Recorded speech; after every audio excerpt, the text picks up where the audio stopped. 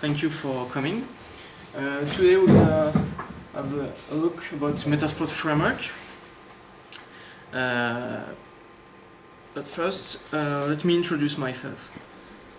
So, my name is Paul Lenné. I'm actually working at General Electric as web Java and PHP developer, and the rest of my time I'm a student at Lycée Condorcet at Belfort. I'm also an OCSP student and a CTF lover. I'm learning ethical hacking every day and it's fun. And I'm certified with a couple of different things like penetration testing and ethical hacking, and that's why today we're gonna take a look about Metasploit framework and security framework and security application framework. But who should be here? I think everybody, because nowadays everybody uses laptop, tablet, smartphone, and the technology is everywhere. We every day use internet, and it's dangerous. So we have a picture here of a decade of exploit from the ExploitDB website, and as you can see, the number of exploits is really important, especially in 2007 and this year. We have a couple of different things like denial of service attack, local exploitation, remote exploitation, shellcode generation, and web application exploit. So, what we are going to cover, the first thing, and I think the more important, is what is Metasploit, where Metasploit came from, how Metasploit work, really quickly, because it's not a cybersecurity presentation. Useful link if you want to understand how Metasploit work, and take time for question and answer. First, what is Metasploit? Metasploit framework is an application written by H.D. Moore. H.D. Moore is an ethical hacker and a security researcher, and although a network security expert. We have a picture of H.D. Moore here. And H.D. Moore worked at Rapid7. Now, what is Metasploit? Metasploit is a security framework about security vulnerability. It's something like a big database of tons of different vulnerabilities and exploits. It's an open source project, so it's free. Everybody can use it. Everybody can add his own piece of code on the framework. Two different versions. We have a professional version and a free version. Nowadays, Metasploit framework is written in Ruby, so it's pretty interesting because Ruby language, programming language, is a very famous network language, programming language. And although Metasploit uses a PostgreSQL database, really useful to store different information. Now, we have the folder of a Metasploit framework. As you can see, we have tons of different information. We have the main application, we have the gem file because it's a Ruby program, and we have different dependencies like the MSF Venom. You can see that a little bit later. Different tools, different scripts, the rec file with all the configuration, the config file with the SQL database storage, the data for the extracted data,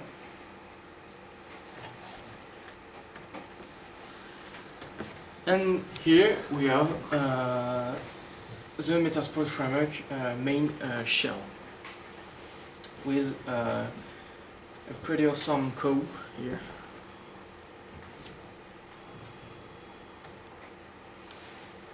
Okay, so to understand what is Metasploit, we need to understand what is an exploit and what is a payload. It's pretty important because sometimes people say it's the same thing, but it's not the same thing. An exploit is only a piece of software we can use to create different memory corruption and to do whatever we want after that. For example, we have DLL injection, dynamic library injection, buffer overflow, heap overflow, or something like that. And a payload is just something like a box of data we send over the network traffic.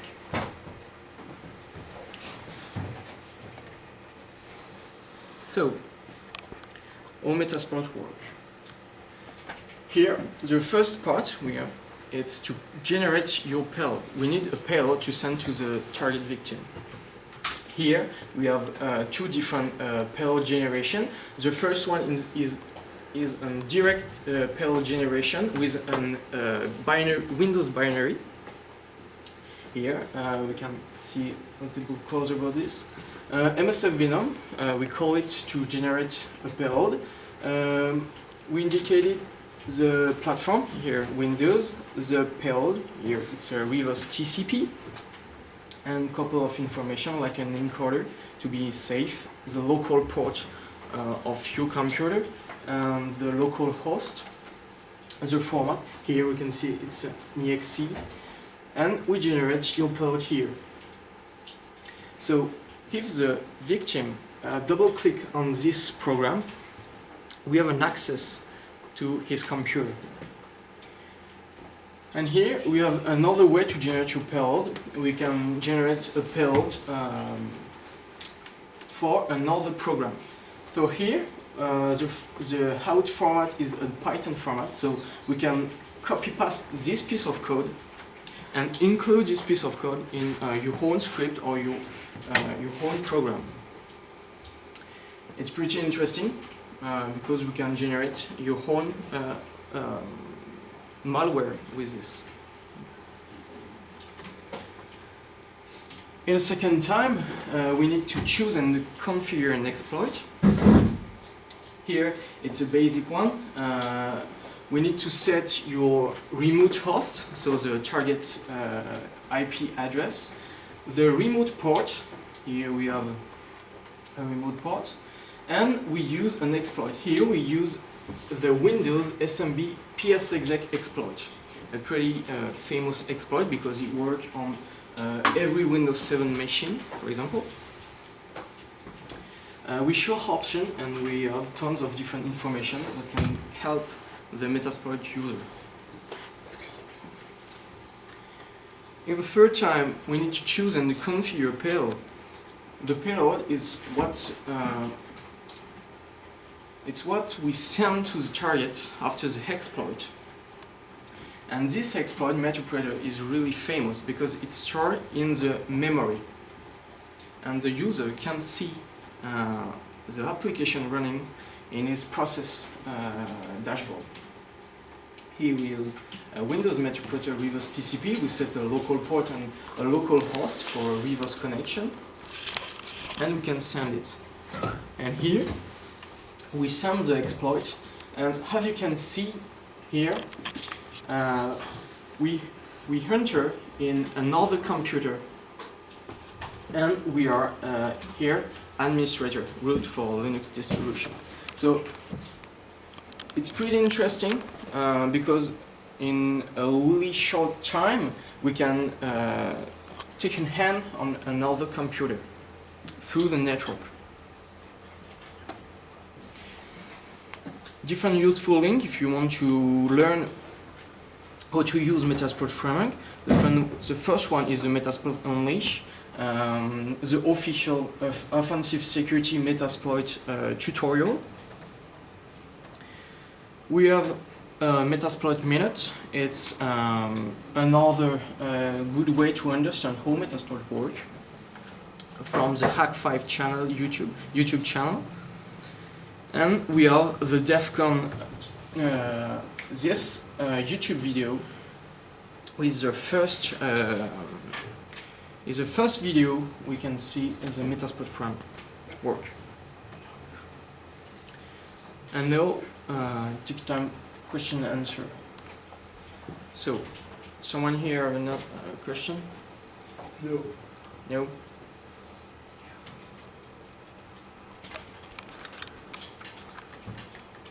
Okay, so I'm not sure I understood everything. yeah. I mean, it was quite technical, your presentation, but what is the real use of it? I mean, you say you're going to take control of another computer. Yeah. But to be helpful or to hack the people? Uh, Is it good? Are you Yeah. on the right side or on the wrong side? That's only depend of the user. For example, when I work in pen test, I need to. My job is to try to penetrate in security. So, if I enumerate different hosts and find a common vulnerability, I can easily, with Metasploit framework, exploit the targets and have a fit on the organization. So, if you are in the bad side, you can use Metasploit to ruin the life of different people. But if you are on the good side, it's a really useful tool to automate tons of different things. That's Okay, really so it different. depends on the user, not on the tool. Yeah. Yes. Of course. Okay. Because there are other tools that are used by, I mean, people who work on hotlines or things like that to take control of computers. Of course. In cybersecurity field, we have the good side and the bad side, and we use the same tool because when you want to test the security of a company, you need to use the same tools As a hacker, as a hacker. you would use the same tools. Yes. Okay. For black box pen test, for example, white box pen test. Okay, thank you very much. Welcome.